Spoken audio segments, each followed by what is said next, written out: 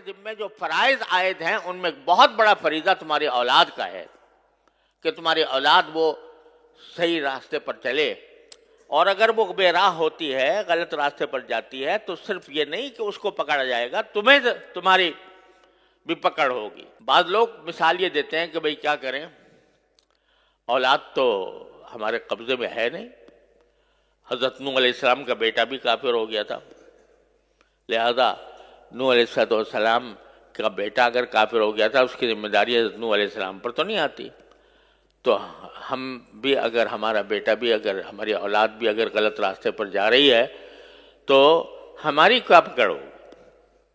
خوب سمجھ لو کہ نوح علیہ السلام کا بیٹا جو کافر ہو گیا تھا، کافر رہا، کافر مرا، وہ 950 سال نوح علیہ السلام نے اس کے لیے کوشش کی، 950 سال۔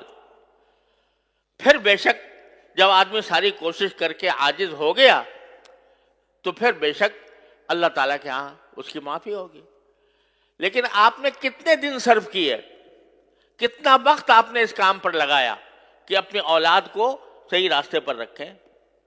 آپ نے اس کو تعلیم ایسی دلوائی جس میں دین کا کوئی نام و نشان نہیں، آپ نے اس کو ایسے علاقوں میں بھیجا کہ جہاں اس کو بے دین ہونا ہی تھا، خود اپنے عمل سے آپ نے یہ کام کیا، تو پھر آپ وہ مثال نہیں دے سکتے۔ ایک اور بعض اوقات یہ مغالطہ ہوتا ہے کہ بھئی ہم نے تو اولاد کو بہت سمجھایا لیکن کیا کریں، مانتی نہیں۔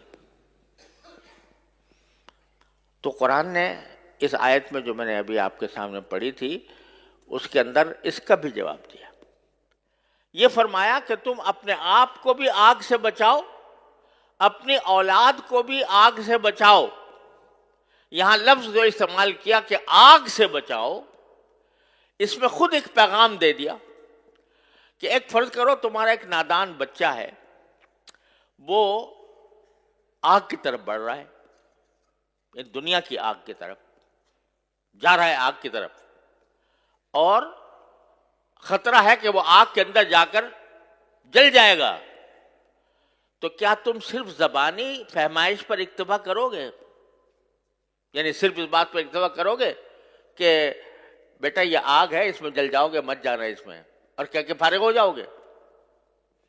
اور اگر وہ آگے بڑھتا رہے تو کیا یہ کہو گے کہ بھئی ہم نے تو بہت سمجھایا ہے، جا ہی رہا ہے آگ کی طرف؟ کوئی باپ اس کو آگ کی طرف جاتے دیکھ کر صرف زبانی جمع خرچ پر اکتفا نہیں کر سکتی، آگے بڑھ کر اس کو گود میں لے کر اس کو وہاں سے ہٹائے گی۔ تو کوشش وہ معتبر ہے کہ جو جس طرح دنیا کی آگ سے تم ایک اپنی نادان اولاد کو بچاتے ہو، اس طرح اتنی ہی اہمیت کے ساتھ اس کو جہنم کی آگ سے بچانے کی فکر کرو۔